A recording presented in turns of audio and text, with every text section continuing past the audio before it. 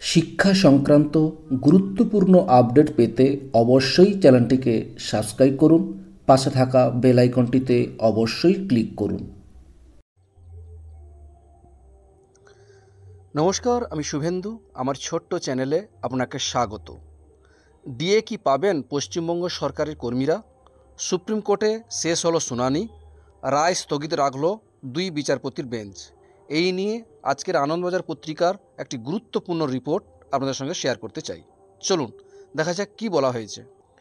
Supreme কোর্টে সোমবার শেষ হলো ডিএ মামলার শুনানি। রায় ঘোষণা স্থগিত রেখেছেন বিচারপতি সঞ্জয় কারোল এবং বিচারপতি প্রশান্ত কুমার মিশ্রের বেঞ্চ। কারো কোনো বক্তব্য থাকলে তা লিখিত আকারে জমা দিতে বলেছে শীর্ষ আদালত। রাজ্যকে আগেই ডিএর 25% মিটিয়ে দেওয়ার নির্দেশ দিয়েছিল শীর্ষ আদালত। এজন্য 6 সপ্তাহ সময়ও দেওয়া হয়েছিল, কিন্তু ওই সময়সীমার মধ্যে রাজ্য সরকারি কর্মচারীদের ডিএ দিতে পারেনি। আদালতের কাছ থেকে আরও 6 মাস সময় চাওয়া হয়। সেই আবেদনের ভিত্তিতে গত 4 আগস্ট থেকে 7 আগস্ট প্রতিদিনই শুনানি চলছে সুপ্রিম কোর্টের বিচারপতি কারোল এবং বিচারপতি মিশ্রের বেঞ্চে।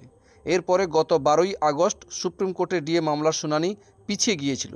সূত্র মারফত জানা যায়, ওই দিন রাজ্যের আইনজীবী কপিল সিব্বল বিশেষ নিবিড় সমীক্ষা সংক্রান্ত মামলায় ব্যস্ত ছিলেন। তারপরেও ডিএ মামলার শুনানি পিছিয়ে যায়। কেন্দ্র সরকার কর্মীদের হারে রাজ্যকেও ডিএ দিতে হবে, এই দাবিকে সামনে রেখে শুরু হয় মামলা। স্টেট অ্যাডমিনিস্ট্রেটিভ ট্রাইব্যুনাল কলকাতা হাইকোর্টে হয়ে মামলা গড়িয়েছে সুপ্রিম কোর্টে।